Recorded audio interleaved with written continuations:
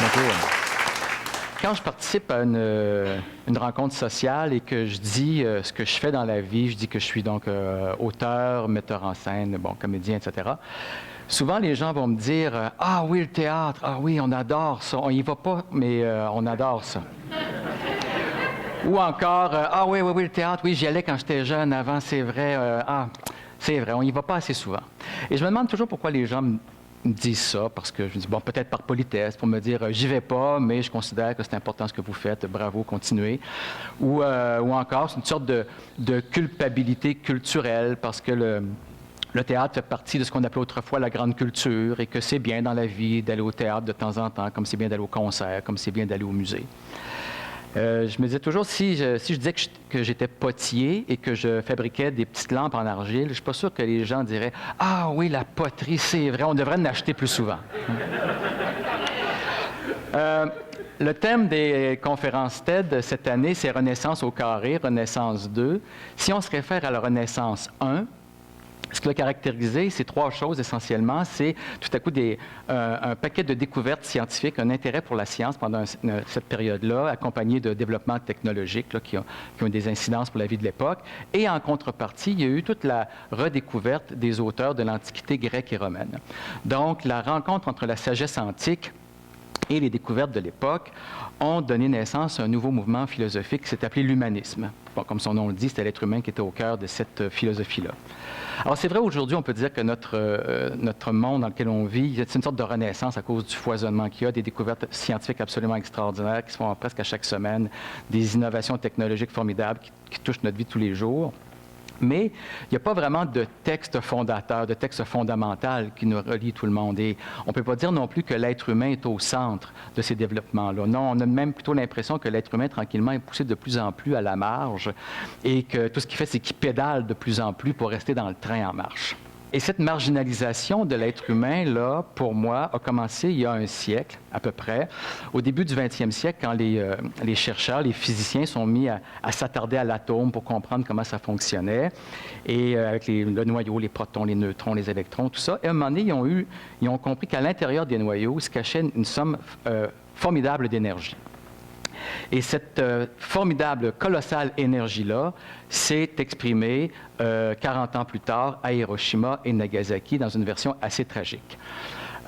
Donc, évidemment, ça a détruit les villes, ça a mis fin à la guerre avec le Japon, mais si on regarde ça avec un peu de perspective, c'est comme si l'onde de choc de ces explosions-là s'était répercutée avec les années dans toutes les sphères de notre société.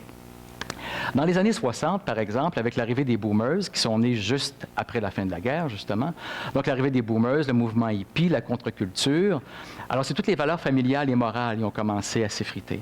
C'est aussi l'époque de la montée du féminisme, et là, le mur patriarcal a commencé à s'effriter. C'est les guerres de libération en Afrique. Et là, c'est tout le colonialisme qui s'est effondré complètement dans ces années-là. Dans les années 80, avec l'arrivée du libéralisme économique, c'est la notion même de frontière qui est devenue un peu obsolète parce que ça faisait écran à l'échange de biens et de capitaux. Même le mur de Berlin, qui séparait le monde occidental en deux, s'est effondré dans les années 80 pour laisser justement circuler librement biens et capitaux. Donc, quand on regarde le monde dans lequel on est aujourd'hui, tout ce qui constituait le noyau dur de notre société, il y a 50 ans, quand moi j'étais enfant, tout ça a explosé. C'est les valeurs morales, familiales, l'autorité du père, Dieu, la religion, la patrie, toutes ces choses-là qui constituaient notre ciment, finalement, tout ça a explosé. Et maintenant, la société, c'est plus seulement un corps commun, qui parlent à peu près d'une même voix, mais un ensemble d'atomes, d'électrons un peu libres qui se promènent comme ça et qui s'agglutinent par petits centres d'intérêt.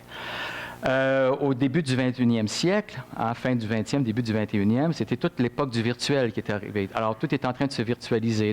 Nos correspondances avec les gens sont virtuelles, les photos sont virtuelles, sont numérisées, le commerce est virtuel et tout s'en va, tout migre tranquillement dans le grand cloud. Et là, bientôt, toutes nos données seront dans le grand cloud. Où est le théâtre là-dedans, me direz-vous? Alors, je fais encore un petit ricochet par la science. Au milieu des années 90, les neurosciences ont découvert ce qu'ils ont appelé les neurones miroirs. Donc, les neurones, tout le monde sait ce que c'est les cellules nerveuses qui transmettent les impulsions nerveuses du cerveau aux membres, qui fait que je peux bouger mes bras et piétiner un peu comme ça devant vous sur scène.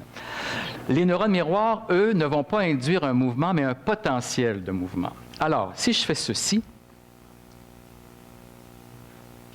devant vous, comme ça, et qu'on mettait des capteurs sur vos muscles ici, on verrait que vos muscles à vous ont eu l'impulsion de faire ce mouvement. Vous ne l'avez pas fait réellement, mais de façon microscopique, oui, vous l'avez fait, votre cerveau a envoyé un petit signal. Les neurones miroirs ont envoyé un petit signal. Si je fais ça, peut-être pas besoin de capteurs pour le constater, et c'est une émotion qu'on retrouve aussi de temps en temps au théâtre. Donc, alors, les neurones miroirs ce qu'on a découvert, c'est que quand quelqu'un bouge devant moi, ça bouge aussi à l'intérieur de moi. Et les neurones miroirs ne sont pas seulement sensibles au mouvement, mais aussi aux émotions. Si, par exemple, on met la photo de quelqu'un qui est en colère, tous les muscles de mon visage qui bougent quand je suis en colère vont être sollicités. Et ce qui est encore plus intéressant, c'est que plus une espèce est apparentée à moi, plus les neurones miroirs y seront sensibles. Donc, je serai plus sensible au visage d'un homme en colère qu'au visage d'un chat en colère. Et plus sensible à un chat en colère qu'à un ver de terre en colère. Je sais que la colère du ver de terre est assez difficile et subtile à décoder. Mais donc, alors ce qui est très important, c'est que ces neurones-là sont très utiles pour l'apprentissage parce qu'on apprend en mimant, en mimétisant nos parents, les plus vieux autour de nous. Pour le groupe, la vie de groupe aussi, on mime notre gang, on va être comme eux autres, on mime, hein, on est tout ensemble et on bouge à peu près pareil. Mais aussi, les chercheurs pensent qu'ils sont grandement responsables de l'empathie, du sentiment d'empathie qu'on éprouve les uns envers les autres. Parce que si tu as une émotion devant moi, en tout petit, je ressens microscopiquement, mais je la ressens, cette émotion, et il y a un échange comme ça. Il y a même un chercheur qui a appelé ça les neurones Gandhi. Alors moi, j'étais très, très content d'apprendre ça, cette découverte-là, parce que ça corroborait l'intuition de Jacques Lecoq. Jacques Lecoq, c'est un pédagogue français qui a ouvert une école de théâtre dans les années 50, chez qui j'ai étudié au début des années 80. Et toute sa pédagogie était basée sur cette intuition-là que l'être humain, fondamentalement, est un mimeur. On mime les autres et tout ce qui bouge à l'extérieur de moi bouge aussi à l'intérieur de moi et à partir de ça, je peux faire du théâtre.